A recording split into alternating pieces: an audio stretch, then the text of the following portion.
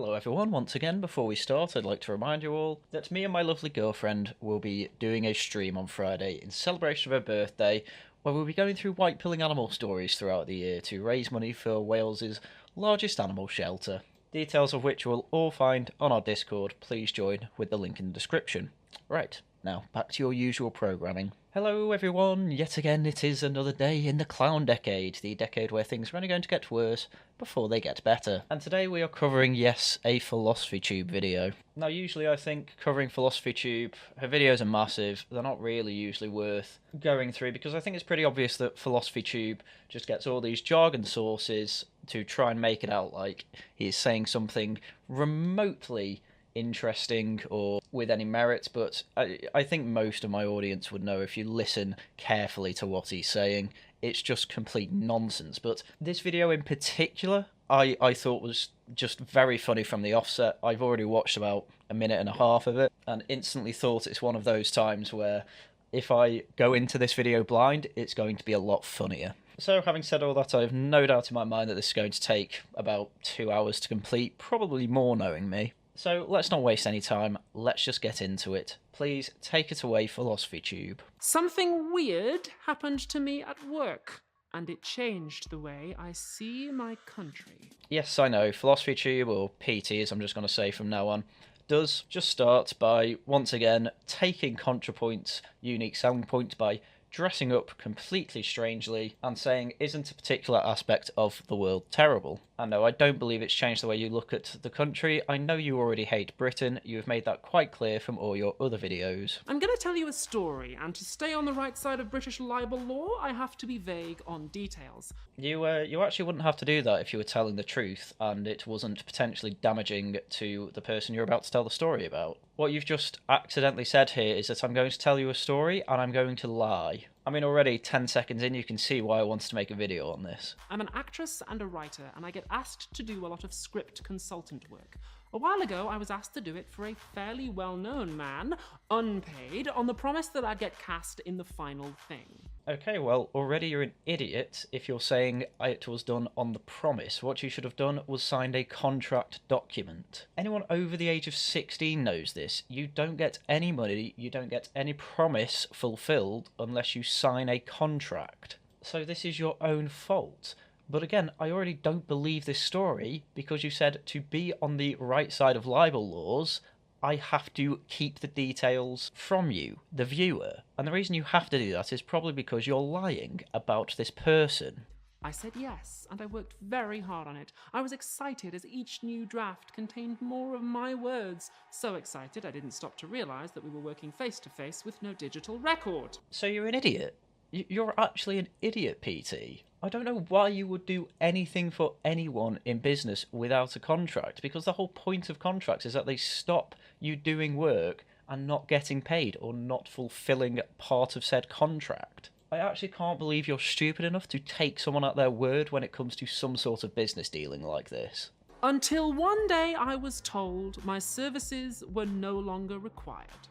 The script got made, I was not cast, and the final show still has some of my words in it, completely uncredited. Yeah, well, this is what happens when you make a business deal and don't sign a contract. Like, what do you want, my sympathy? I have no sympathy for you. This is basic stuff. Everyone knows this. Unless you've never had a job before, and I'm pretty sure in previous videos you've mentioned you've had jobs before. Why do you think in inductions there's an entire day having to go through things like health and safety, how the office works or the place of work works? Why do you think you're then given mountains of paper to read through and sign? It's so that nothing can actually go to court and no one can actually say, oh, I didn't read this contract, or oh, I didn't know that was the thing, because everything that legally needs to be done to make sure you know exactly what's going on has been gone through. It is no one else's fault but your own.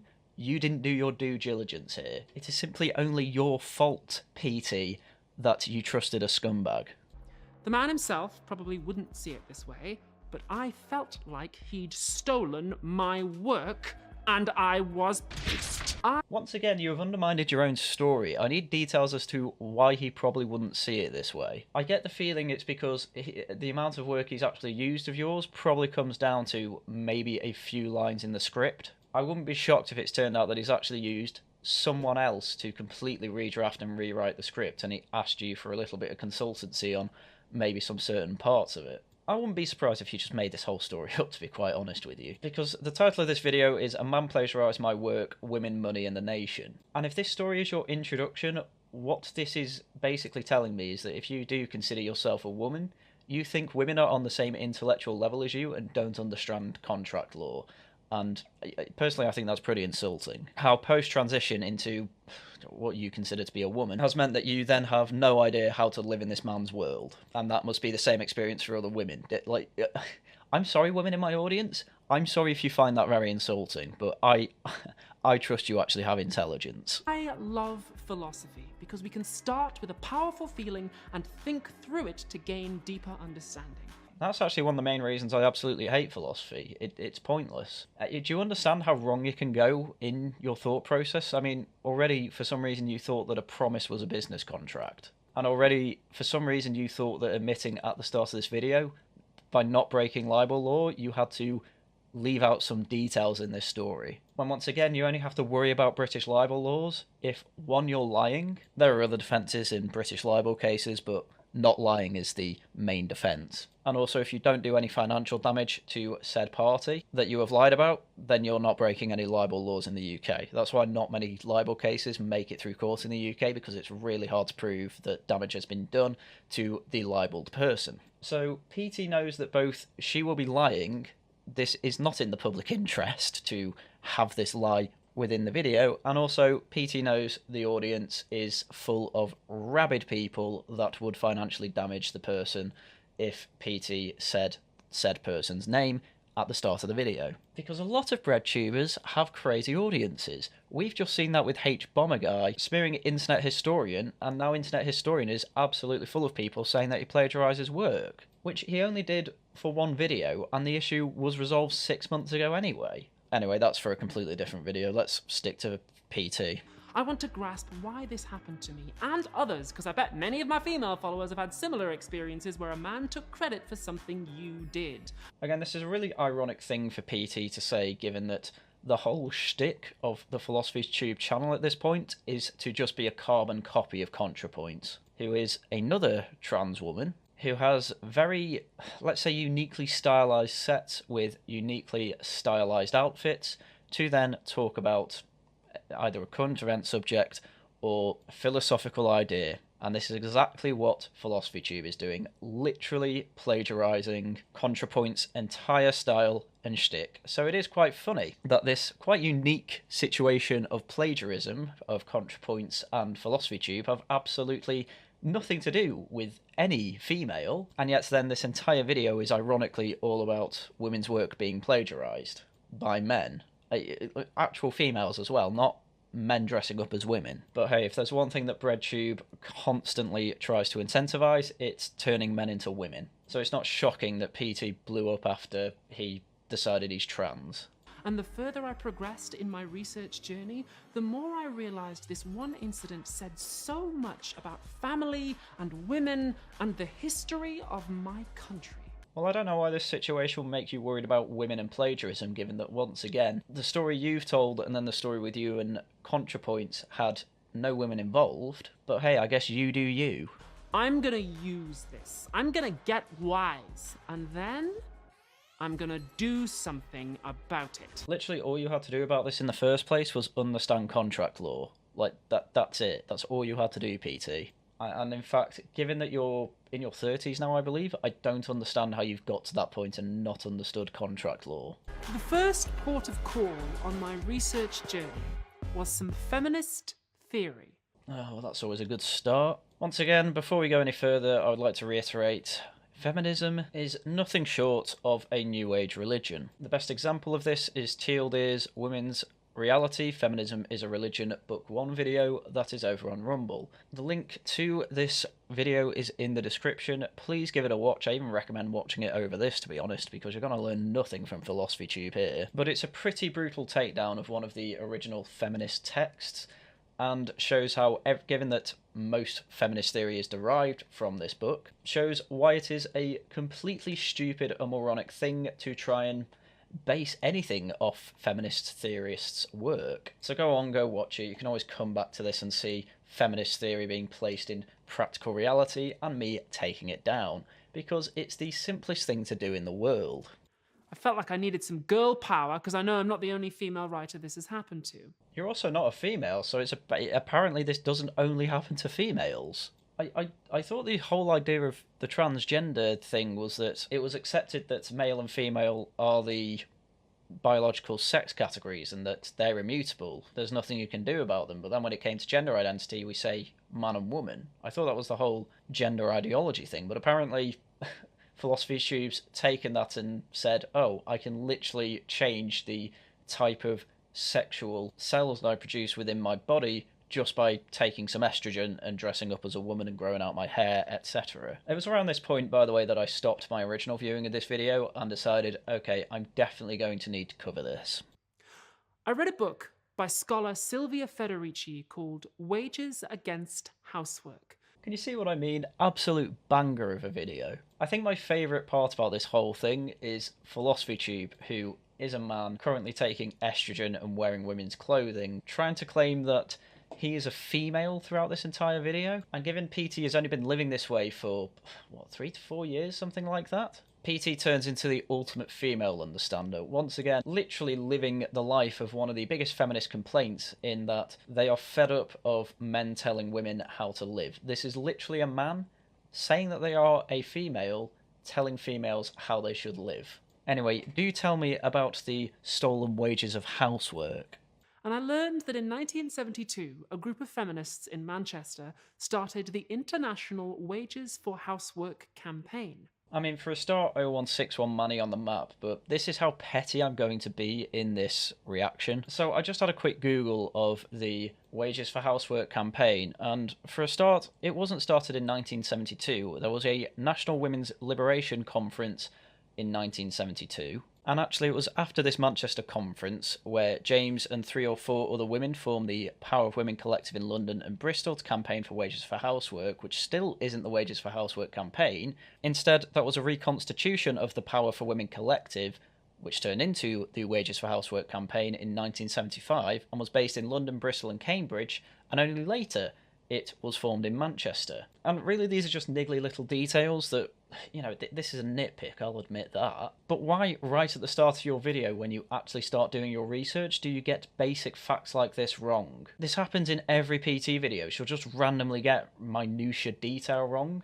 and then that unfortunately will feed into the larger overall point just being completely wrong, because PT's really bad at actually keeping the facts straight. I mean, look, this isn't even the first wrong fact in the PT video. I mean, for a start, that whole story at the beginning to not break libel law, basically you can just say that whole story's a lie then.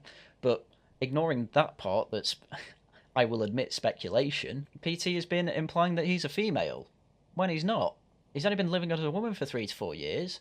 And even then, it only takes properly extreme gender theory to then say, I am a female, when you are clearly a male and you were born as a man and lived as a man for over 2.5 decades. I mean, look, I'm not even starting to talk about why wages for housework is a completely stupid idea, and already I'm really annoyed at this segment. The hook is simple.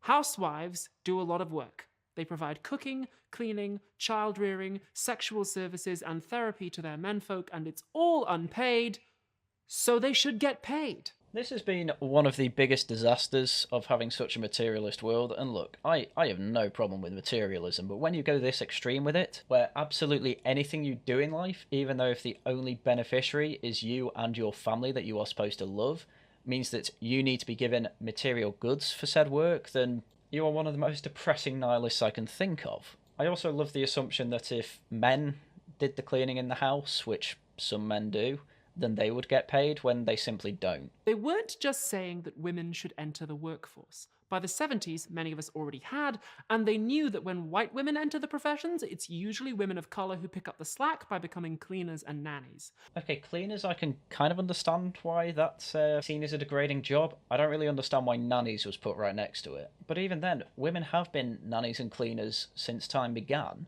Maids cleaners and nannies weren't a thing that just appeared in the 1950s post-war. They've been a job practically throughout time, and it's only really been since mass immigration, the Windrush generation, if you want to go that far back, where the lower class jobs were being taken up by immigrants because they were probably happy to take those jobs because it's more money than they would have been earning back in the Caribbean. So again, a really, really weird sentence. And it also wasn't just about the money.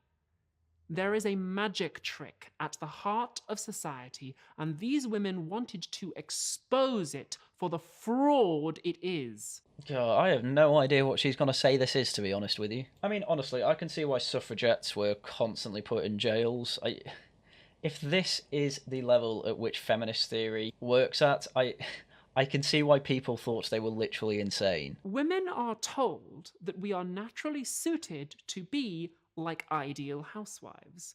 Women are caring, delicate, neat, not competitive, ordered, detail-oriented, child-oriented. All these things, which supposedly come naturally to women, transform unwaged work into a calling of the feminine soul. I love it. Once again, women are told this. Okay, you want harder evidence than that? You want hard evidence that this is actually true and it's not just, the patriarchy telling us what we have to be and what we are? When Bolette Westrom moved back to Denmark after spending most of her 20s overseas, she was excited to experience the gender equality for which the Nordic region was globally famous for. At first, she wasn't disappointed. I definitely think Denmark is more open-minded than all of the places I have lived, says a 28-year-old. Now a community manager for a Copenhagen startup. There is more focus on what you are capable of instead of your gender.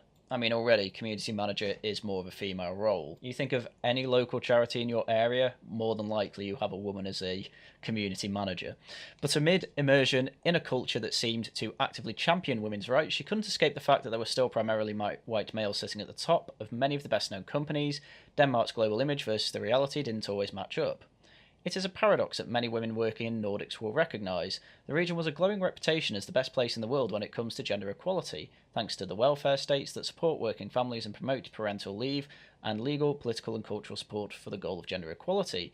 But many experts argue that progress has flatlined, and in some cases actually gone backwards, suggesting these countries are further from achieving equality than global observers might imagine. We do have the idea of being gender equal, but we have a long way before we are gender equal, argues Anneli Haryan, a researcher at the Centre for Gender Research at Uppsala University in Sweden. I think it will take quite a lot of time, another 50 years at least, until we get there, and that's only if we keep working at it. Well, once again, shut down all these departments at all the universities, because you're never going to reach it, and the fact you think you can conclude that you will reach it shows me that we are just wasting money on these particular departments. It's one of the most famous documentaries about feminist theory in the world, the Nordic gender paradox. Essentially, because the Nordic countries are so equal when it comes to treatment of the two sexes, that means that they can do what they want, and it turns out what women and what men want are very different, and that's why you start seeing more women going into nursing, more women becoming cleaners, and more men still being at the top of companies and men still being engineers. There's still a mix, no one's saying there isn't a mix, but the proportion of the sexes in something like cleaning or nursing is still overwhelmingly female. And there's nothing you can do about it, it's just the way we're wired. But obviously PT isn't going to believe in something like that, because PT literally believes that he has a female brain, despite, again, living as a man for 2.5 decades. I'm dropping into my feminine energy. I'm being passive. I'm receiving. I'm being provided for. I am getting ripped off! I love that little TikTok bit, because I am being provided for. Literally, what the implication of that sentence is that I am getting more than I am actually earning. Therefore, I'm being ripped off. I mean, I didn't even know this was a bit in this video, but again, already, PT's not even really got into his point in this video, and already he's managed to completely undermine it. In technical philosophy language, Federici was pointing out social reproduction. In the economy, we've got production, which is all the stuff officially recognised as work, and social reproduction is all the stuff that has to happen first. Oh god, already we're getting into Marxist terminology. I can't wait for the time where society finally just realises that practically all of Karl Marx's work is just completely useless and inevitably just leads to, at best, a very large-scale depressed society and at worst 60 million people dead in China. For example, imagine a 1950s dude named Bert Mansley who goes to work at the Chrysler dealership every morning. Sounds like a good man, working a good job to provide for his family. Look, he had a wife and a child that he's wanted to provide for. What's the issue here? Before he goes in, somebody has to cook his breakfast, and iron his shirts, and clean his home, and talk to him when he's depressed, and f him when he's horny, and birth and raise little Bert Jr. so he can be a Chrysler dealer someday, and all of that stuff is social reproduction. So things that women generally like doing then. Women do actually quite like to be the type of wife that does make their husband's life as easy as possible. And also I love the idea within all this that women don't want kids. Women are usually the ones demanding kids. I mean, for God's sake, my own sister's only just got engaged and my God, she and her fiancé are speed running a wedding simply so that they can get the honeymoon over and done with and then they can have kids. It's her pushing that because the fiancé took ages to propose. I mean, seriously, this whole bit from Philosophy Tube, the subtext of it is that women don't want anything that men want, when in reality throughout history actually their interests have been pretty aligned. And there is typically a deal in this 1950s setting of the women will be cooking the dinner, having it on the table for when the husband's back, cleaning up the house, child rearing, or doing most of the child rearing, while the husband's out of an office getting all the money to make that an actual provided for reality for the woman. I mean, we say, oh, before he can go out to the office, he needs a woman to cook his breakfast and make sure the kids are okay, etc., etc. Well, clearly that isn't the first thing, because how did she get any of the materials to make the breakfast, look after the kids, and how did they get a bed to even bang in when they're both horny? Again, feminists just seem to think that women are throughout history have just been sexless robots that don't like anything, when really women are the reason men do anything. I mean, we've all seen the pictures of men's apartments when they're single, when it's literally just a TV, a lawn chair, a bunch of beers and a PS5. Like, that's their entire apartment, and then when a woman comes in, they actually make the place look nice. Without women, men would not try and improve themselves. It's just a simple fact of life. And it's all done by Mrs. Mansley, who isn't paid a penny and who secretly wants to dance naked in the moonlight with the girl next door. Again, the whole idea of this hypothetical Bert Manley situation is that it's supposed to be the general view of men and women within a marriage. The woman isn't being paid for her housework, looking after the children, having sex with the man, whatever. But as I said before, where did her clothes come from? Who paid for the cooker where she cooked the bacon in the morning? Who paid for the table? Who paid for the house? If she's not being paid a penny and yet all this provided for material goods comes out of nowhere, then why have a man? Oh, the reason you have a man is to actually pay for this easy life that she has. And it's clearly a deal that both of the people in that marriage made. This is literally the consent meme, where Philosophy Tube has come along and said, I don't consent to this because the woman's clearly a lesbian and wants a secret affair with the wife next door. Which, again, even today, even Gen Z, who don't have a chance in the crazy clown world we're living in, even when they're pushed that being a man is terrible, being a straight is not considered particularly cool, you need to be a lesbian or gay, whatever, even then, still a minority only describe themselves as LGBT. The majority, vast majority, are still straight and normal people. So don't even try and say that housewives typically want a secret lesbian relationship, because that is just a strange fetish that all these man-hating feminists are projecting onto the average housewife who was actually probably very, very happy. In fact, we know they were happy because they're still alive and still describe themselves as happy at that time. And by the way, this sucks for Bert too. The lonely 9-to-5 grind at the Chrysler dealership leaves him no time to take care of himself or raise his children. That's why he needs a domestic servant/wife. Men aren't the enemy. The 70s feminists were saying that experiences like mine, where a woman does work and a man takes the credit, that's not just a bug in the system. The entire economy is built on that. It's just total nonsense, isn't it? This is bad for Bert too. He doesn't really want to work a cushy office job with a bunch of other men who he is clearly friends with. Like, this was a similar situation to what my mum and dad did. I mean, they both worked, to be fair, thanks to nannies and the school system, and, you know, that's fine. I think that's perfectly normal. I even think that's normal throughout history, to the degree that actually child rearing is more done by other people rather than just the parents. But anyway, I don't know what your solution to this is. Who is going to be paying the women to do this work? And even if they are doing this work, why wouldn't the man still be doing his 9 to 5 to get even more money for the household? You need to give me some pretty good evidence that everyone was depressed in the 50s for me to even start appreciating this point and taking it seriously. I mean, for God's sake, the alternative to this obviously is that he won't have a wife or domestic slave, as you put it, and instead will just hire cleaners and hire cooks. He'll probably do his own cooking that will result in lower quality food because he won't have as much time to make the breakfast. And he'll probably send the kids to boarding school. You know, there's loads of alternatives to this that just end up costing more money to Bert. So he's going to have to get a much more difficult job, and that's probably going to stress him out even more. Whereas again, the women are probably very, very happy just doing all this housework for the husband to make both of their lives easier. Because what's the woman going to do? Go off and get a 9 to 5 job as well? Well, you've just said that that's a depressing thing to do, because if she didn't have the husband, she wouldn't be able to do all her housework by herself, even if she was being paid a wage for it. Because, again, who the hell's going to pay her to do that? Why does anyone care what state she keeps her own house in? Why would anybody pay for that? We don't live in the 1950s anymore. Women work alongside men, and we earn on average more than we used to.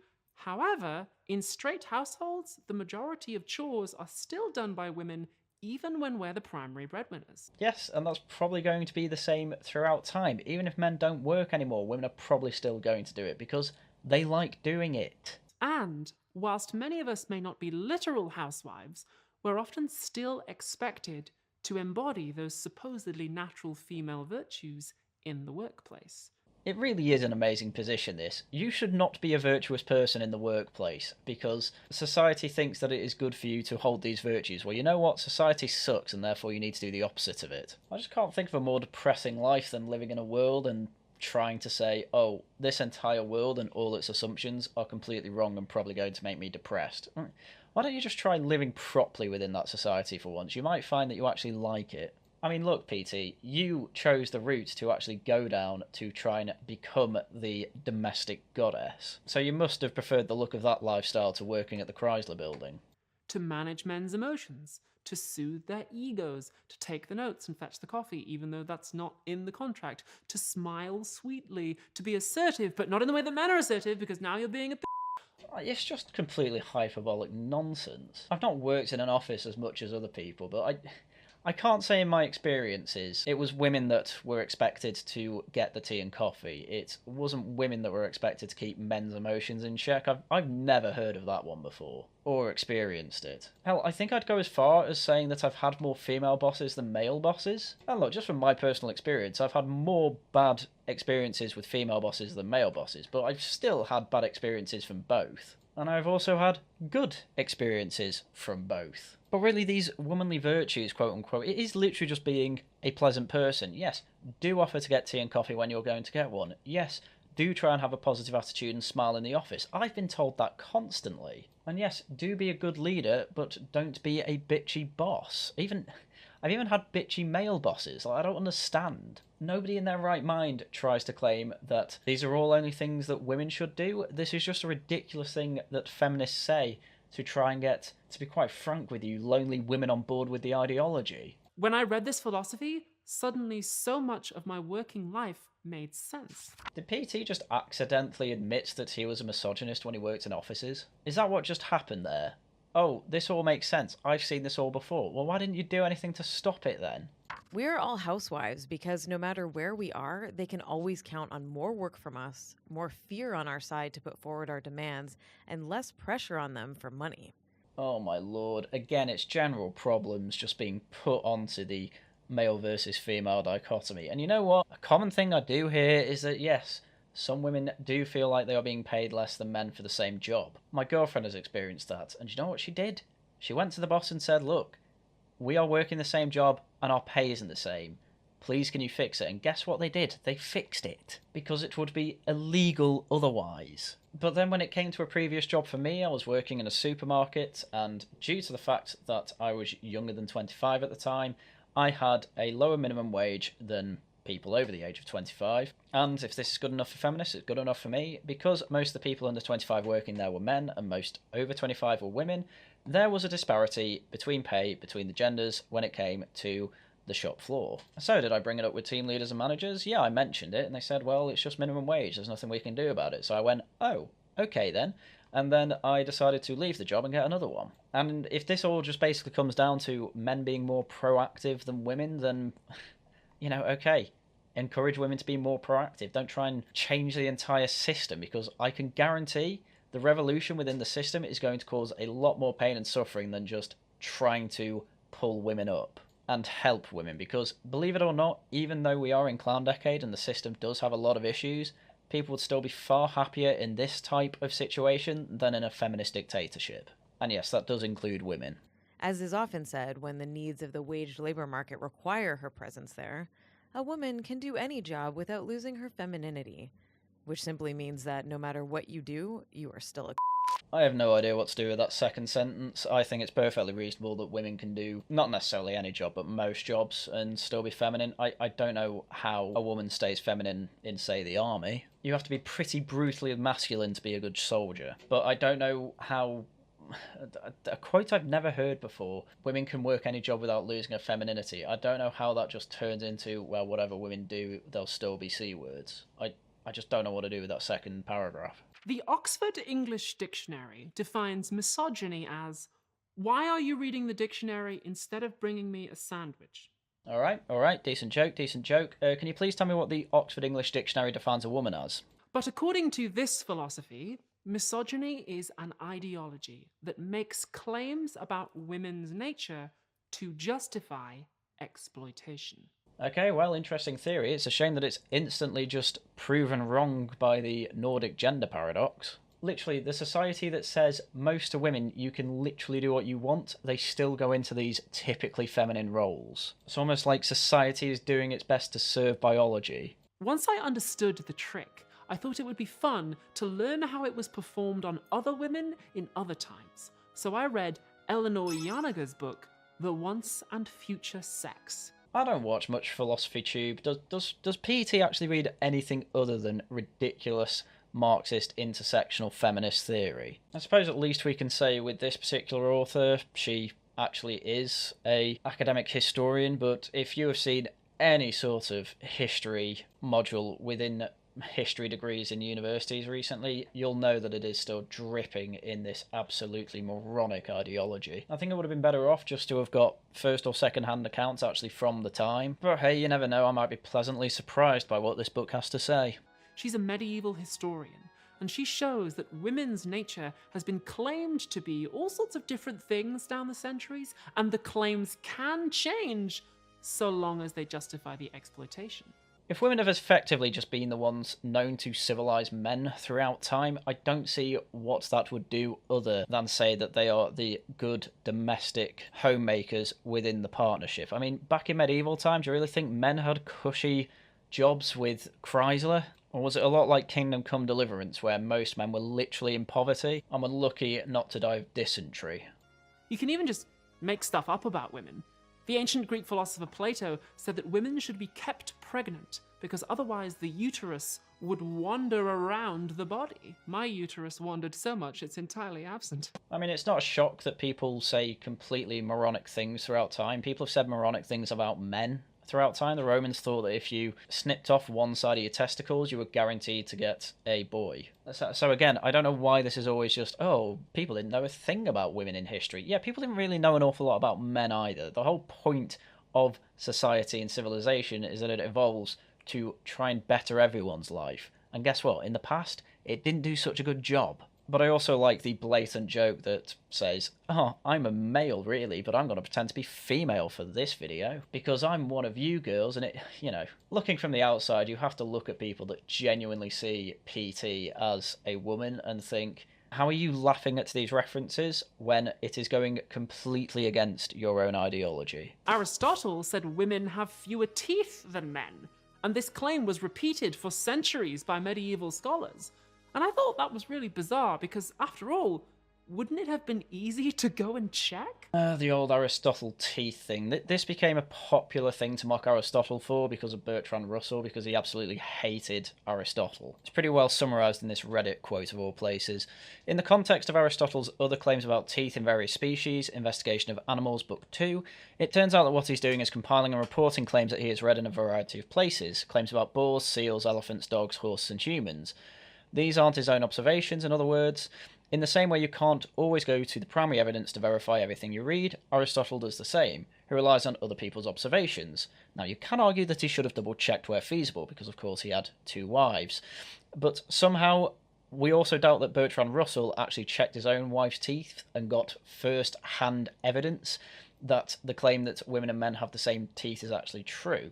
So, Russell's evidence and Aristotle's evidence are pretty much the same in that they are relying on second-hand sources. But again, here, has PT actually gone and checked anyone's mouths, or are we just going off what dentists say? Because if we are doing pretty much the same thing Aristotle was doing anyway. But if we absolutely verified 100% with our own eyes absolutely everything said in the world, and only trusted that, we wouldn't believe anything. You couldn't possibly do it. No one would have enough time. So in short, it's a very silly thing to mock, because at the end of the day, all Philosophy Tube is doing here is doing the exact same thing that Aristotle is doing, and trusting other people's second-hand research and claims. So yes, Abby, it is probably a good idea to go off and check what other people have claimed, but you don't do this with any of the feminist theorists, you just take their word for it. That's all Aristotle did. And even then, it is completely reasonable to think he did check, because it's actually more common for wisdom teeth to actually come through and show in men than it is for women. So he may have actually checked himself, and then, based off the fact that he saw more wisdom teeth in men than women, assumed that then men did have more teeth. But we don't know if he did that, because he never wrote about it, so whatever. Basically, this wasn't actually an assumption, it was just poor statistics and observations. But Yanaga says they didn't start with false beliefs about women's teeth and then conclude we were inferior. They started with the politics and invented facts about women's nature to justify it. Well, if we're going to go around this logic, if women are equal to or better than men, how is it then that men throughout history have won the battle of the sexes in this way? And I'm not even saying that men are superior to women.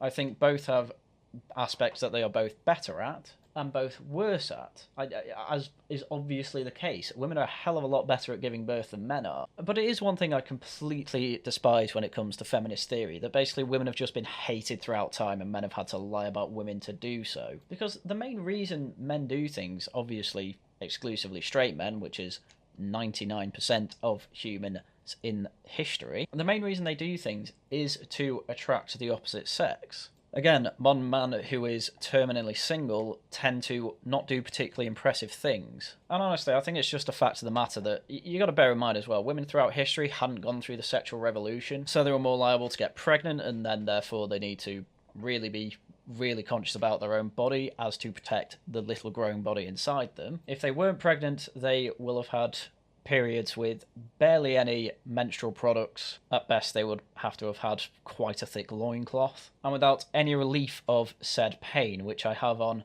many women's authority is one of the most painful experiences that you can feel month to month.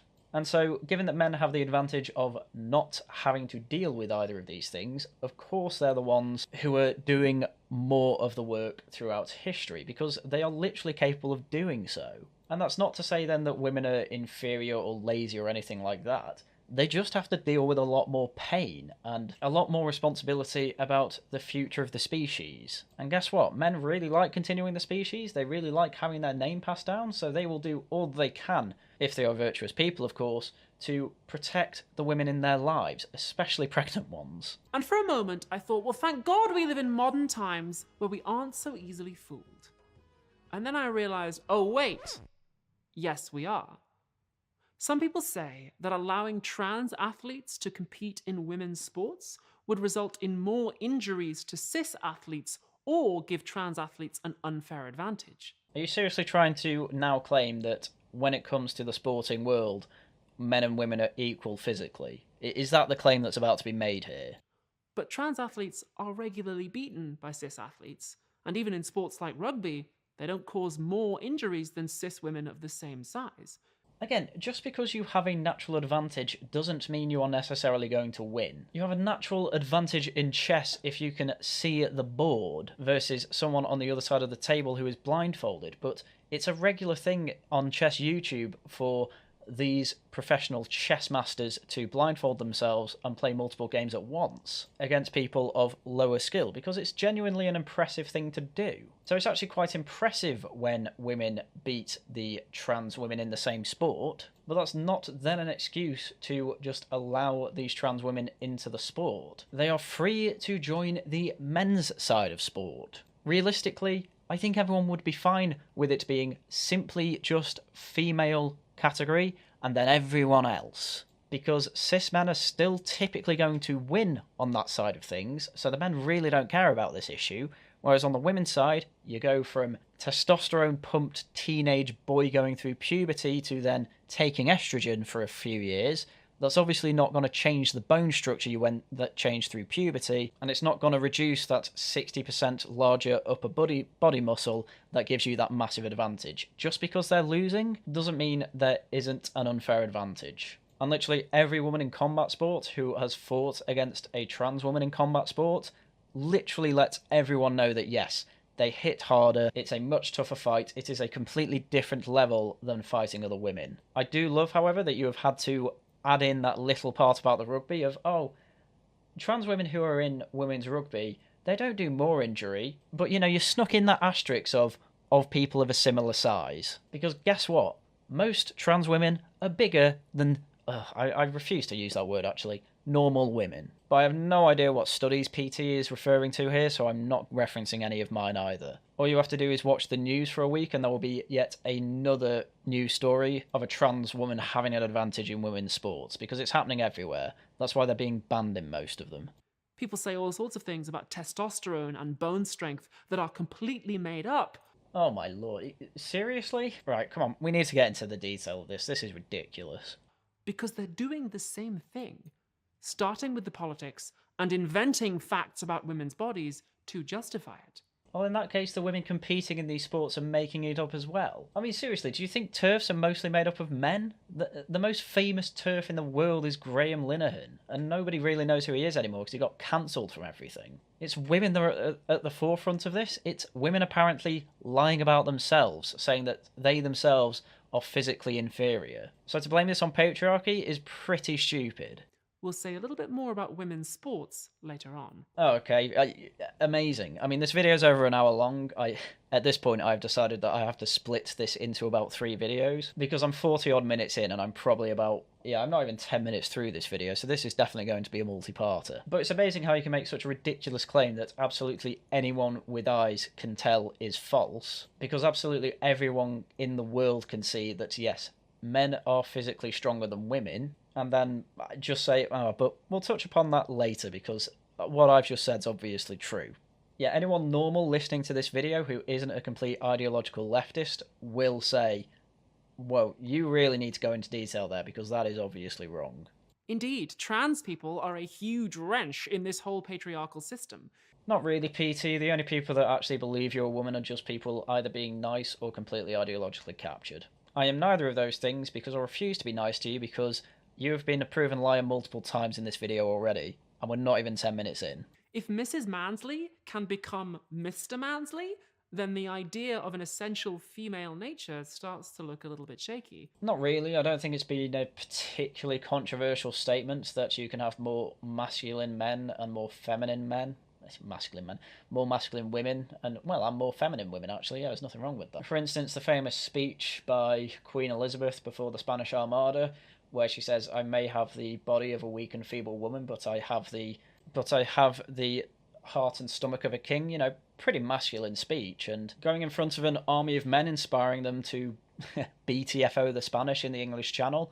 That's a pretty masculine thing to do. But she didn't then join the English fleet to back off the Spanish Armada. She left that to Sir Francis Drake, an actual man. And this speech, by the way, has been cited by feminist theorists to say that, Queen Elizabeth was actually a trans man, which just goes to show how stupid this ideology is. If Bert can become Berta and be happier for it, then the idea that women are inferior also starts to look shaky. I don't think anyone really believes that that is the case. Again, even ideologically captured people, you push them on all these things, they effectively just have to constantly lie to themselves. They just don't accept that they're lying, which I suppose you could then call belief, but whatever, it doesn't matter. It's a very rare occurrence that people are that mad, despite the fact that PT's audience is 2 million large. But again, yes, there has been plenty of examples in the past of men doing more typically female roles and females doing more typically male roles, and yes, as you say, finding more meaning and happiness in their life for it. But then if you're taking these rare exceptions and then making the rule from them, you're doing the opposite of what we do with generalizations. And even with the historical examples I've given so far, there were in times where apparently we were more gender essentialist than ever. And yet, as I say, we had one of the most manly queens, literally giving a speech to a fleet before they had to go and back off the Spanish Armada. Yet she can still accept that she is physically an inferior woman. I don't understand why this is hard to accept. If they can both become mixmansley, non-binary partners in love and communion, then who the is going to work at the Chrysler dealership? Well, still probably majority men. I have to say, throughout my life, I have never been in an office or workplace that has an actual non-binary person. So I couldn't tell you what they typically do, but one thing I can make a pretty educated guess on is that these non-binary people are typically within the arts somewhere. I mean, hell, I watched Guy Ritchie's The Gentleman the other day, and it kind of blew my mind because a young adult girl is in that film, being played by Sting's son, who claims to be non-binary. Like, it blew my mind that this obviously male person was acting like a girl in her late teens, early 20s, and clearly Sting's son has a broken voice. Honestly, that film would probably be a 9 out of 10 if it weren't just for that casting choice, and if that makes me transphobic, then I don't really care. I'm just honest about what breaks my immersion. But anyway, point being, a lot of times you see these non-binary people, they are in the arts in some description, or in the humanities in some description, because for some reason, these seem to be the vanguards of anti-reality. Take it from me. Never let anyone tell you what's in your nature. I don't think anyone's saying that naturally you are not more feminine if you are a trans woman. What they are definitely saying, though, is that you still have a penis and are therefore still a man. You know, David Bowie was relatively feminine in the way he dressed and performed, but he never went all the way to being a trans woman. And I don't know if he necessarily would today. But you can be a more feminine man, and people will just assume you're either theatrical or gay. It's a bit of a weird obsession to try and constantly claim that no, actually, I am a woman, or in the extreme case like here, PT, claim that you are literally a female, despite the fact you've already said in the video that you don't have a uterus. The Wages for Housework campaign was, and still is, a provocation. I completely forgot that this was the current topic, to be honest with you. An invitation to realise that social constructs like woman are also economic constructs. Again, PT made the joke before, Oxford English Dictionary, misogyny, go make a sandwich. Just check what it says for woman. It's not a subjective social construct. It is one of the most objective definitions I think I've ever seen. In fact, I'll put it on the screen for you, since you're not going to bother doing it. Woman, an adult female human being, the counterpart of man. And the word woman has about 12 different definitions, and even in extended uses on the left, you will not find a single one that implies it's a social construct, or even mentions the word trans woman, or trans, or the feeling of being a woman. All of them are relatively objective, and all of them derive from the fact that a woman is an adult human female, and anything described as a woman is typically just meaning coming from the fact that women do typically have these natural characteristics that you are constantly saying in this video they are simply told about. The fact of the matter is that PT needs that to be true, otherwise PT can't claim that he is a woman. So yeah, huge mistake to bring up the Oxford English Dictionary in this video, I'm not going to lie. What is a woman? A scam invented by the Chrysler company to get free labour. A scam that I fell for when that man stole my work. No, there have been plenty of men who have also just not followed contract law properly and taken it just off another man or even woman's word that they will be paid for their work without signing a contract. I mean, hell, my house has recently had electrical problems, so we got an electrician in. I paid him, of course, but He was telling a story of a female landlord who obviously called him in to install an oven, and then she just never paid him. Didn't pay it at all. And the thing is that, yeah, he admits, this happens sometimes. I don't sign contracts, it's all cash in hand. Sometimes I'll do work and I won't get paid. Like, it's very, very rare. But to say that it's only women's labour that gets stolen is absolutely ridiculous. Pretty much everyone who works cash in hand will have some sort of story, including both sexes just not paying them for the job they've done. I don't know why you think this is exclusively a woman's problem, given, again, that you do not come under the definition of woman anyway. Now, as you can see, I am a posh white lady, which means that my experience of misogyny is completely universal. It's actually the same for all women everywhere, which is really convenient for me. I can guarantee, PT, that absolutely nobody has been misogynistic to you in their life. Even when you transitioned to being a woman, if you suffered any discrimination, which I don't even believe you have suffered, it will be because you are a lying freak rather than because you are trans or because you are a woman or because of any other thing that you claim is an innate characteristic. Because, again, you aren't a woman, and I'm not going to lie, it's pretty obvious you're not, because you mention it every 5 seconds. I'm kidding. As much as it sucked having my work ripped off, I knew that I wouldn't even be in that position if I couldn't afford to do some amount of unpaid work. I mean, I suppose at least you've got the self-awareness to know that you are in a ridiculously privileged position, but I do love how also this whole video stems from the fact that you believe you got ripped off, and then this sentence here has just...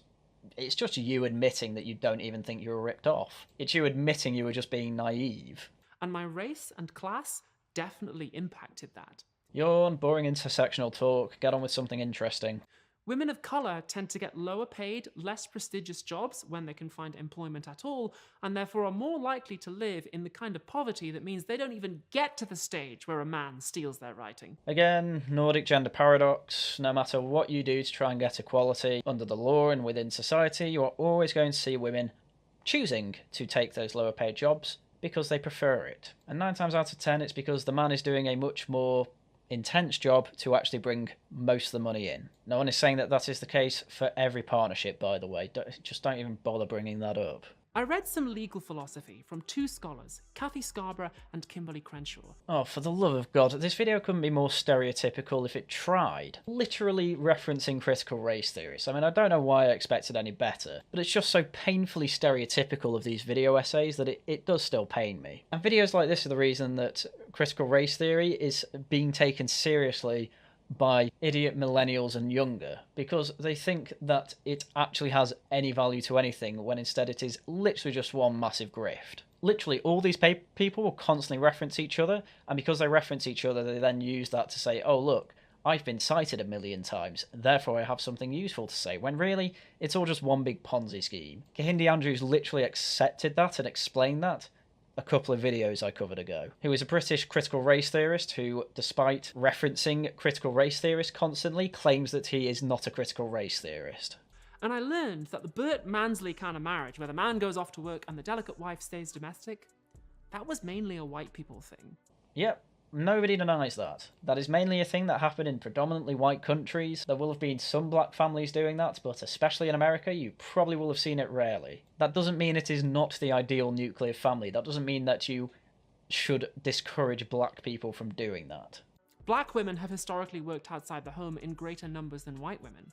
White women are portrayed as naturally delicate, motherly, and chaste, but women of colour, and particularly black women, are portrayed as naturally aggressive, domineering, and hypersexual.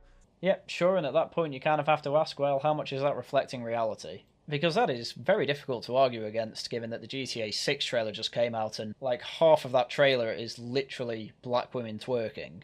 But then you'll have to ask, okay, well, how do women depict themselves in TikTok and in their own created media? You know, I don't know one way or the other. It could be the white man telling them that they are only good for being sexualized and they aren't delicate and instead are aggressive. But if black women are making this media about themselves, of themselves, and still depicting themselves that way, then it's pretty hard to argue that it's just the white man's doing. But again, I don't know. I'm still waiting for you to actually reference something. So much so that Crenshaw points out when black women are raped, they are the least likely to be believed, and also the sentences are usually less than for white women too. I have no doubt that that is true in America. I don't know if that is true in Britain, you again would have to reference something. But given that this entire video, again, the title is Women, Money and the Nation, and PT said at the beginning, oh, I saw my nation as less. I don't know why he is constantly bringing up America and American critical race theorists. You know, if I'm talking about America, I try and stick to the American topic and American references. This was supposed to be about Britain. Keeps bringing up America. So we really can't understand misogyny unless we're thinking about racism at the same time. Yep, just keep slathering on that intersectionality. That's fine. I might even just skip this bit. Intersectionality it's more well understood than most things these days, and a lot of people understand that if people start talking about this nonsense, then they should just be ignored. Because I'm very aware that I'm nearly an hour into this video, and I still have 10 minutes left to go over this section, so my god, this is going to be a long one. I was curious to see whether Silvia Federici had anything to say about that. My god, the jumps between references in this video is actually insane. We have started from women's wages for domestic chores are being not paid, even though I still don't know why they should be paid, to women are only inferior because men have lied about them throughout history, despite the fact, as we went through from the one thing that Philosophy Tube brought up, is a perfectly reasonable human error to make, only then to claim that testosterone and the bone structure of men is somehow not more physically durable and more physically capable than women who go through puberty and get pumped full of estrogen. Again, apparently we're getting onto that later, so that might be in part 2 or 3, who knows. To then bring up, oh, black women have it worse in America, by the way, which again, we're trying to just talk about Britain here, apparently. And now we're all coming full circle back, and we're now wondering if a 1970s feminist was intersectional enough, even though intersectionality really wasn't brought to the forefront until probably around the 90s, and it's really only become mainstream in the 2010s. So I read another book by her, Caliban and the Witch, which is all about the witch hunts in medieval Europe and North America. Oh, again, another phenomenon that was perpetuated by women. It was overwhelmingly women accusing other women of being witches. The men were just the ones doing the hunting and burning, but they can only hunt and burn women that were being accused, so good one. I learned that in some pre-colonial societies, indigenous women had power over religion and economic production. Pre-colonial societies, right? We're talking about Africa, we're talking about India, we're talking about Mongolia, we're talking about China. Is it the Aztecs? You've got to be more specific than that. Pre-colonial means literally all of the planet apart from Europe. And some led anti-colonial resistance movements. Yep, Ash Sarkar's grandmother was a terrorist. So when colonizers came along with their mission to destroy those societies and steal their resources, they had to break the power of women. And how do you do that? Start hunting for witches.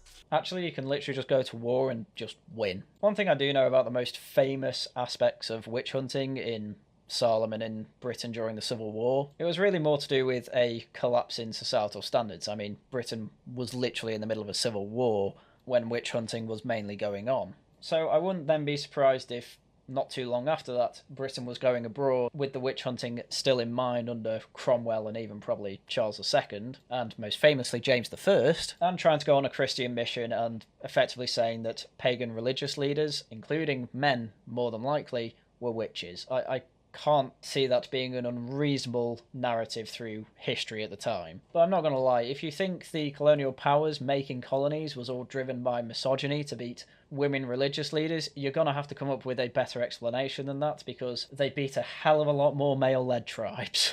The charge of devil worshipping played a key function in the colonization of the American Aboriginal population. In the New World, witch hunting was a deliberate strategy used by the authorities to instill terror, destroy collective resistance, silence entire communities, and turn their members against each other. It was also a strategy of enclosure, which, depending on the context, could be enclosure of land, bodies, or social relations. Okay, again, let's assume that's all true for the tribes that had women religious leaders. Right, apparently all they had to do was propagandize that tribe and say, look, your leader's a witch. Okay, so what did they do then with the tribes of male leaders? Oh, they just completely razed some of those tribes to the ground, I imagine. And given their weaponry was better, my point isn't even to defend this witch hunting thing. My point is just to say, what the hell does this actually have to do with women not being paid for doing the cleaning in a house?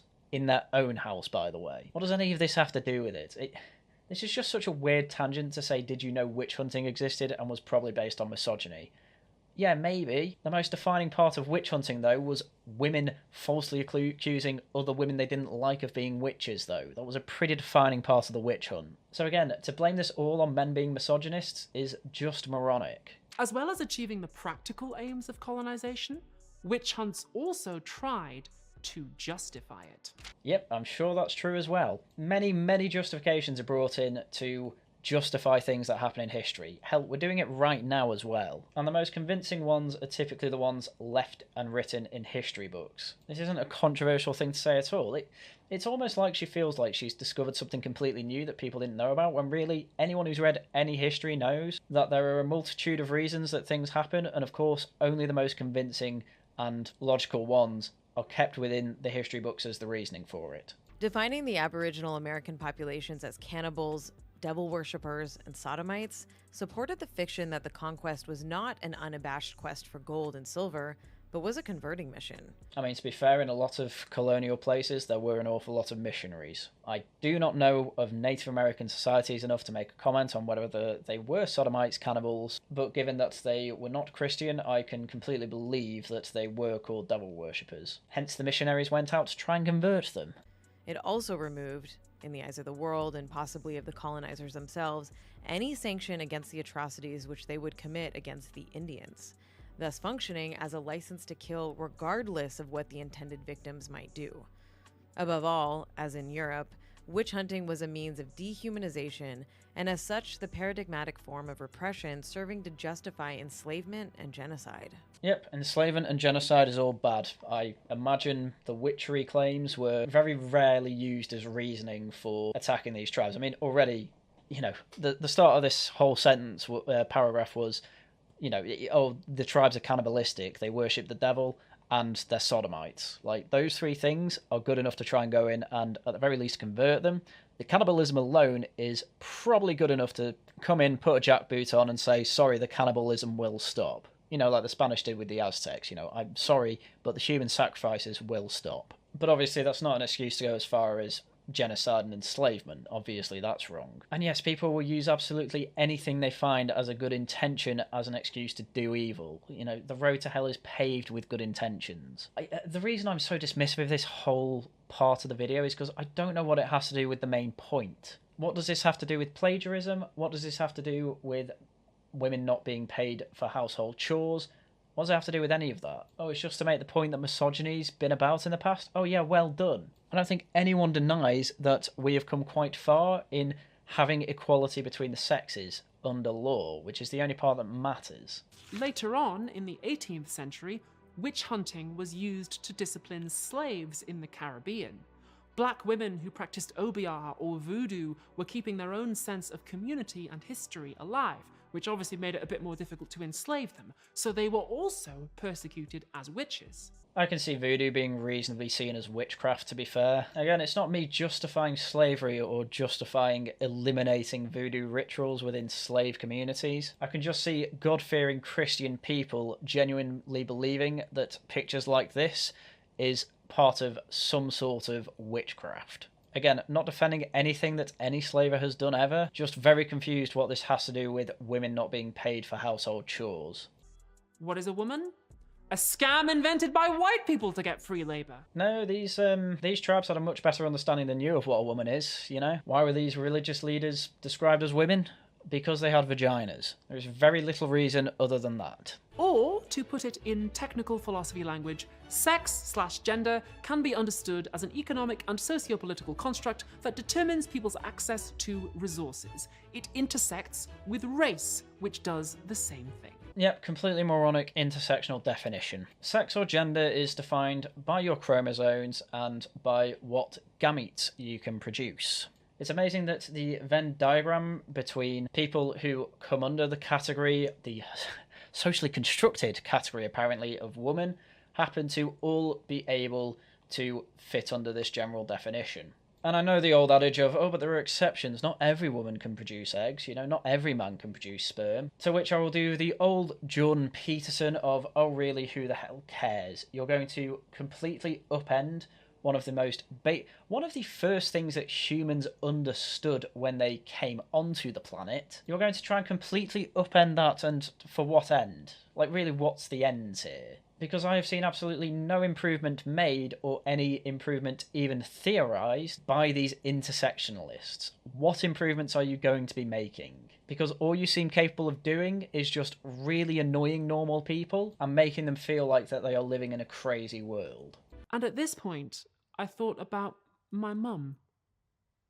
I remembered her telling me when I was little how a man took credit for work that she did, and how it took her many years to get the recognition she deserved.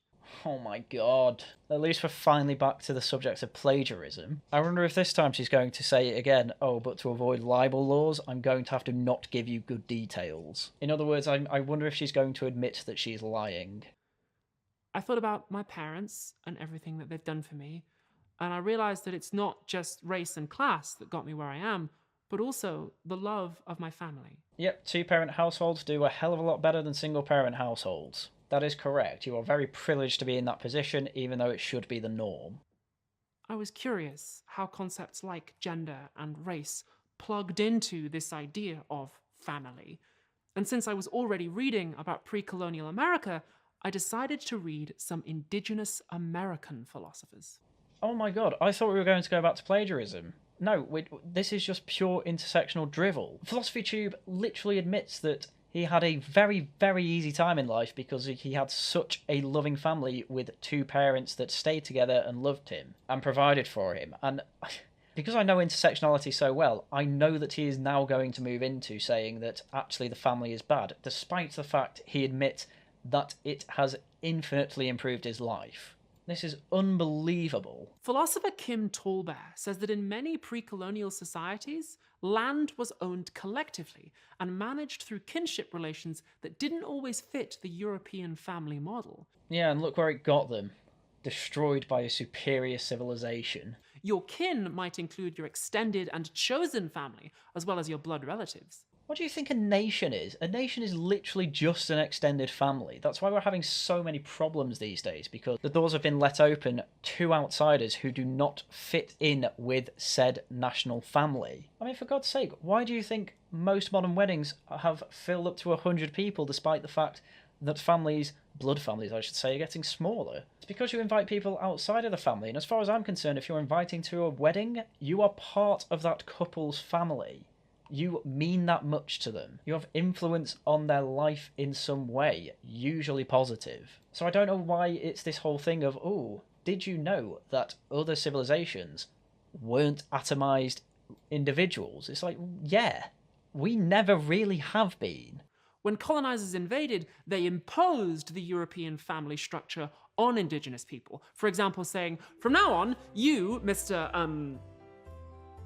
Smith, own this bit of land only, and you are married to Mrs. Smith and no one else. Mrs. Smith owns nothing. Her access to the land only comes through you, and if she has anything bad to say about it, then she's a witch. Look, trust me, I am not going to try and defend the American government's dealings with Native American tribes by any stretch of the imagination. Everything was going swimmingly until the government got involved in the Wild West. But today you still have Native American reservations. They're effectively allowed to just do what they want on those lands. If they wanted to go back to this type of life, they are perfectly capable of doing that. And yet the main way that they seem to have happy lives is by effectively building casinos and siphoning off money from white gamblers, for lack of a better term. And that's their prerogative to do it. I don't think it's a bad thing that they are providing a service that people want to use. But they don't have to do that. They can go back to being in teepees and driving herds of buffalo off cliffs to then get the meat and fur from them. Like, they have these reservations. They have the land they can do this on.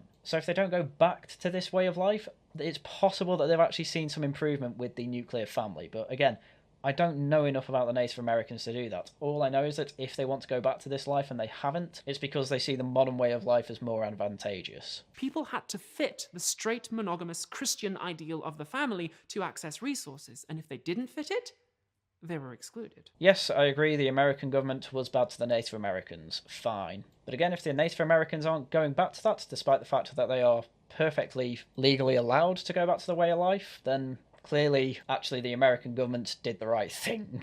And for a moment, I thought, thank God we live in modern times. Oh, wait. This still happens. I came across 2 random examples. Number 1, in the UK, if you're on benefits, you don't claim them as an individual, you claim them as a household. Well, already, then, if you live in a household alone, you are claiming it as an individual. So to claim that you can't claim benefits as an individual is just stupid. And the money is sent to the account of the highest earner in the household. So because women in Britain still generally earn less than men, a lot of straight women on benefits are dependent on their male partners, which makes it harder to leave if they are abusive. Look, I know single mothers that are claiming benefits, they get all the money. So this idea that they are trapped with a man, no, they're not. They're not at all. In fact, they are probably going to be better provided if they leave the man and have kids. I unironically know single mothers who are on more money purely from benefits than me. And I work a 45-hour week in software development. So the claim that women on benefits are stuck with their men, it's just not true. And remember, race compounds this because women of colour are more likely to live in poverty. Yes, and a lot of women of colour are foreign-born as well. So as it turns out, the UK is paying the benefits of a lot of foreign-born people. So the family still determines who gets access to resources. Oh my god. Do you want atomised individualism, or do you want a ridiculously large, open commune society? I'm so confused at which direction you're going here. I literally cannot tell if you are saying women should only be dependent on the government and do what they want, or women should be dependent on much more than just their male partner. What are you actually saying here? Example number 2, scholar Yasmin Nair looked at lesbian couples trying to immigrate to the USA and realized that it can be easier if one of you is butch and the other one is femme. Good God, I would love to see the reasoning for this. I also learned that this is becoming more true by the day. I read this, Family Values by sociologist Melinda Cooper. I hate this. I hate this video. Nothing of substance. I thought there'd be more substance here. Usually PT is pretty good at getting out quotes and making decent arguments, but this whole thing of if you're in a lesbian relationship, one of you has to be more masculine and the other feminine, and it's easier to immigrate there. No deeper point made on that. It's just a claim. And it's a claim I can't do anything with. I don't know if that's true or not. It's not my job to find out. But what's it actually added to in the video here? Absolutely nothing. You may as well have just brought up this book without mentioning. Another feminist scholar, as you call them, has made up some nonsense. She points out that the higher tuition fees go, the more students have to rely on the bank of mum and dad. Still not actually sure what the problem with family values is here. Philosophy Tube, again, earlier in the video, mentioned how his mum and dad providing for him is why he did so well in life. So why not encourage that? It's sort of a reverse smugness thing. If you had a difficult life growing up, if you didn't have a 2-parent household or something like that, you can be smug about it, almost saying, oh, I survived this disadvantage in life. Whereas, yeah, I don't think you should be smug if you went to a posh school or had a 2-parent household, but you should at least appreciate that it's much better for people and that we should encourage families to stay together, for parents to work through issues. Obviously, that can't be the case in every family if there's been a serious case of abuse. But in that case, fine, punish the abuser. Help out the single mother or father and their kids. That's all fine. But I have no idea what Philosophy Tube's actual answer is here. It's just, I think families are bad. Why? It's why you're doing so well in life. The higher house prices go, the more inheritance and generational wealth affect people's ability to access shelter. Interest rates, immigration, and not building enough houses. There, you'll solve that issue overnight. If you think that's down to a problem with the family unit, you are a complete moron. There's this idea I've heard before that the last 50 years of economic policy have left everybody atomized and alone, but Cooper says they haven't really. What they've actually done is reinforce traditional hierarchies by elevating the economic importance of the family. If you think the economic importance of the family has been uplifted over the past 5 decades, you're a moron. Even Margaret Thatcher was atomizing the tax system by, as we've covered on the Wellington Project pretty much every episode, that if in a 2-parent household one person is the breadwinner and they are on, say, 100,000 a year, they will get taxed more than if both partners are on 50,000 a year. In other words, it makes no sense. to just have the sole male provider like you would have in the Burt Mann story that she brought up. So already, this book's just wrong. Just because the family unit still brings about a better life for that family doesn't mean that the government is trying to encourage everyone to be in a family. Again, I know single mothers on more money than me. And these policies were designed to do that. Are we actually going to get an example here, or are we just going to have to take this woman's word for it? Like, come on, give me something. Economists like Milton Friedman and Gary Becker, who very much shaped the last half century. Are you kidding me? Milton Friedman's ideas were tacitly put in place by Margaret Thatcher. That's, yes, a decade. And yes, John Major did privatise the train system, but that lasted all of about 5 years. But then to say Blair came in as a Friedmanite, it's nonsense. We've been in a post-Keynesian world since at the very least 2008. But really the issues were coming in as early as 2000. I mean, look, the rails got nationalised again in 2001 due to a major train crash that Tony Blair used to then make National Rail. And if you think the trains are privatised, you're a moron. Why do you think all the unions are in talks with the government rather than private companies? Said explicitly that the welfare state had undermined the natural authority of the family, and by slashing welfare, they would restore the family to its rightful place. Yes, based. Yet you are still seeing a mountain of public spending in the UK. So it is like it's not even being attempted. It's like the Tories don't actually consider family values to be that important. When politicians like Ronald Reagan took their ideas public, he said that tuition fees would allow families to exercise their natural authority over rowdy students. I'm sure he did, and what do you see when student fees come in? You see the amount of students going to university skyrocketing. So thank God for student loans, I say. Especially in Britain, because they are the most student-sided loans I've seen in my life. They just get written off after 25 or 30 years. And you only start paying it back once you get above a certain income threshold. It's ridiculous how people complain about it. It's almost funny. Cooper goes into detail showing that under Obama and Bush and Clinton, people said the family is in crisis. And under Reagan, they said the family is in crisis. In the 60s, the family was in crisis. In the early 1900s, people said it. In the years immediately following the American Civil War, people said it. In England in the 1800s, the family was in crisis because giving aid to the poor disconnected the family. In Elizabethan England, in 1601, the family was in crisis because the first ever attempt to organize state-distributed welfare supposedly was leading to the breakdown of family values. Well, there does seem to be some sort of correlation between increasing the welfare state and the breakdown of families. Just because it's a conversation that's been going on for 400 years does not mean that it is not true. Every time politicians bring up family values, they're always in crisis, and the solution is always, F them poor people, you're on your own. I don't even think that's necessarily what people are saying. The Victorian period was pretty well defined by the amount of charity work and philanthropy that the middle and upper classes were doing. They were happy to help out poor people in any way they could. It was just believed it was a lot more valuable to actually get them to work and get skills to help get them out of poverty than it was just to give them free money. And well, it was at that period of time as well where you saw the biggest increase in living standards ever in human history. Largely due to the Industrial Revolution, largely due to that making everything cheaper, and largely due to, yes, I think, pretty good values and a logical government that effectively was the most laissez-faire government we've also seen in human history. Just let people organise themselves as much as they can, and if you do that in apparently an Anglo-Christian country, it makes for very good results. It's a shame the world wars ruined those values. What is the family? A scam invented by rich people to get free labour. So then why generally do these rich people have families? I mean, don't get me wrong, I know rich people are also getting divorces and all that, but if the family was literally just a thing for poor people, why would the middle and upper classes ever get married? In fact, as Matt Goodwin constantly says in his interviews on Luxury Beliefs, the type of middle to upper class people that are saying, oh, the family doesn't really matter, are those that are most likely to get married, stay married, and have kids within those married families. So that's obviously just incorrect. And then I got to thinking, what happens if you fall outside the boundaries of the family?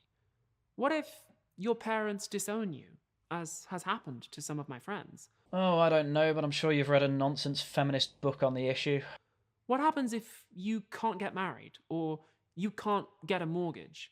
What do you mean can't get married? Literally everyone has been able to get married throughout time. Just because you can't marry a person of the same sex doesn't mean you can't get married. That's a silly thing to say. And if you say can't get a mortgage, I assume you mean doesn't have access to a mortgage because they don't have the relevant savings or income. Which again is nothing to do with being a woman or a black person.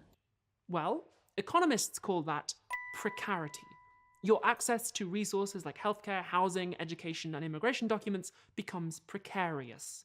You think that happens outside of families? Most people crossing the channel illegally aren't families, it's mostly young men. Most of whom, if they're young enough, are claiming to be kids who aren't with their parents. So, given they then get a free hotel room and ever so much money a day, more than you would probably get even if you were on official benefits as a British citizen. How is any of this encouraging family values? Another way of expressing the same thing would be to say that you're queer. Those are all things that LGBTQ people can have trouble doing. It's such a shame that I don't swear in my videos anymore because I will have just told Philosophy Tube there to F off. Because since we're bringing up Oxford Dictionary and therefore I'll bring up a thesaurus, nowhere in the definition of precarious do you see the word queer. Because queer, in the olden days, meant strange, out of the ordinary. Whereas if you find yourself in precarious positions, people do all the time. It is not strange to find yourself in a situation of precarity. In fact, the economy is based on the fact that most things in life are uncertain. So it's ridiculous to try and bring gay people into any sort of conversation about this. It is unbelievable that people watch this drivel. In fact, if you are queer, not only will your access to resources likely be more precarious, but you'll probably have to do more unpaid social reproduction too. Which is why, by definition, I suppose they have to literally outsource their reproductive ability. Ironically enough, literally to women.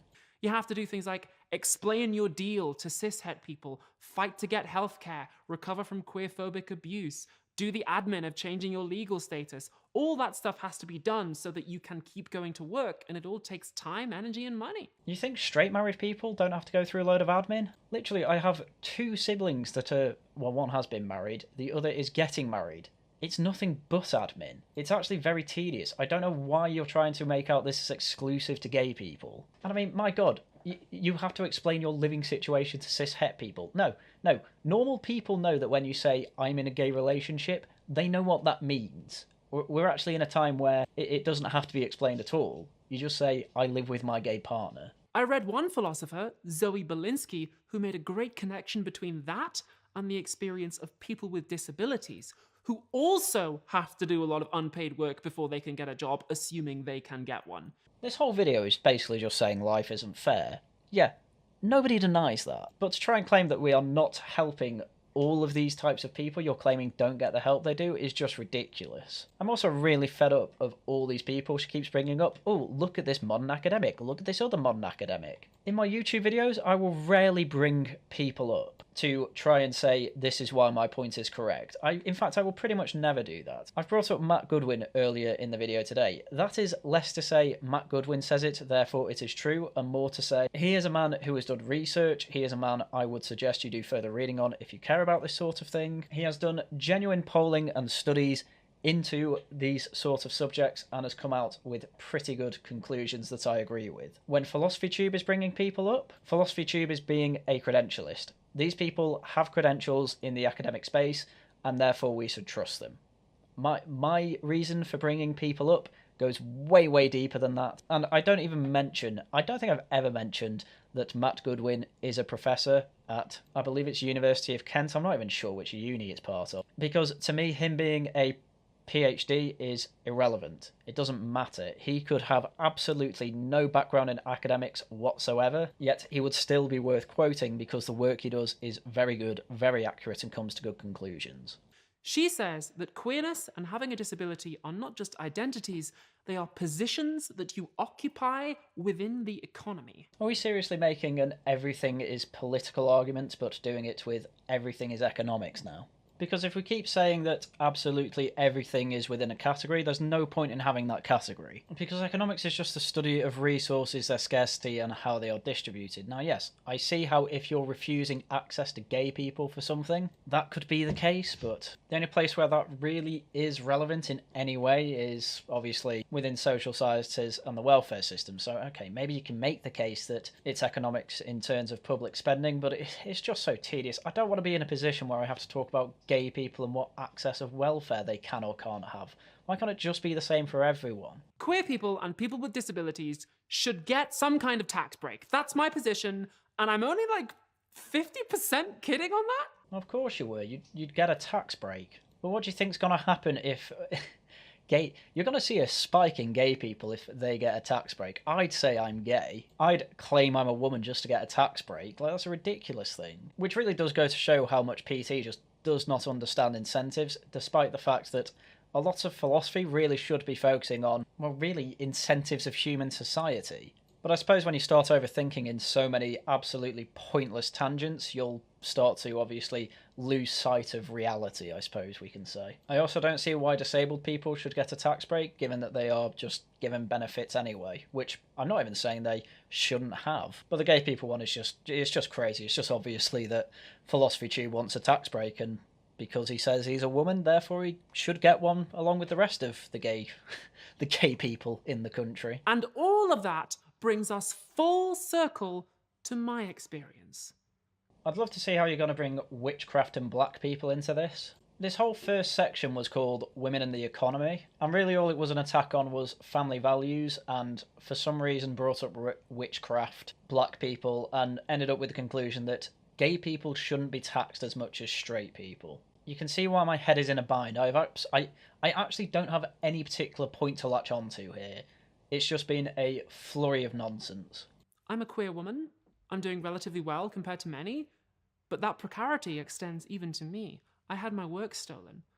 I've had people in the acting industry straight up refuse to work with me because of what I am. Well, you admitted at the start of this video you lied about the plagiarism thing, because again, why else would you need to say to avoid libel laws, I can't give you details? Because the only way you'd be at risk of that is if you were lying and it was going to damage someone. And secondly, yeah, I don't believe there's anyone in the acting business that refused to work with you because you're trans. Because, my God, if you say on Twitter, this person didn't work with me because I'm trans, they'd never get a job in it again, and I think you know that would be the case. So please, do cease with your lies. Even though that's blatantly illegal. Then why don't you go to the police about it? Why don't you hire a lawyer and sue? Why don't you do anything practical about it? It's because, PT, you are a liar. Even for a woman with all of my privileges, there's no getting away from it. What is queerness? A scam invented by straight people to get free labour. Oh, woe is me, woe is me, woe is me. Then why would you specifically, in knowing this, become queer if you knew it was just a scam that would mean people get free things off you? You obviously don't think that. And when I understood that, I felt powerless and angry. But because I'm a woman, I'm not allowed to feel angry, so I just say I'm feeling sad. You made this choice. You are literally saying here, PT, I made the choice in understanding that life would be worse for me to become queer. So clearly, becoming trans was not just a choice for you to make life worse for yourself. You are just a liar. You clearly don't actually believe anything you've just said here. I could honestly happily not go through any more of this video and just say, look, he's clearly a liar who has not believed a single word he has said throughout this and only really brings up any sort of academic jargon and academic figures to confuse the viewer into thinking that he has said something very insightful and very clever and therefore you should give him money, when in reality you're throwing your money at a scam artist and a complete charlatan. Nothing of value has been said so far in this video, but to be honest, I'm kind of intrigued to see where the rest of the video goes, but obviously it's gonna have to be a multi-parter. But I was conscious that I had read a lot of lefty stuff. And this is the reason I'm intrigued to go through the rest of it. What is your take on some serious Philosophy Tube? I have to wonder. And I was curious, what would conservative philosophers say about all this? And unfortunately, that is the end of the Women in the Economy section. That's everything I have for you today. I'm not going through anymore because we're nearly at an hour and a half. So do look forward to future parts. They should be out in due course. I will probably get another part out this week, if I'm honest, and then I'm hoping to get the final part, or possibly parts, I'm not sure yet, out before Christmas. So I guess this is going to be my end of 2023 project. Unless some other massive news comes up, I can't see what else I'm going to cover. We all know I think the Tories are going into a nosedive. I think there's going to be a Labour government. If you are more interested in current events than me covering Philosophy Tube at the end of this year, then please go subscribe to the Wellington Project, join my Discord and the Wellington Project Discord, and you can catch up on my opinions of other things there. But because I'm planning on finishing off this year with an easy set of videos, and apparently reacting to high budget, low intellectual leftist videos is the best way to do that. So with that, that's everything I had for you today. So once again, thank you very much for watching, and until next time, goodbye.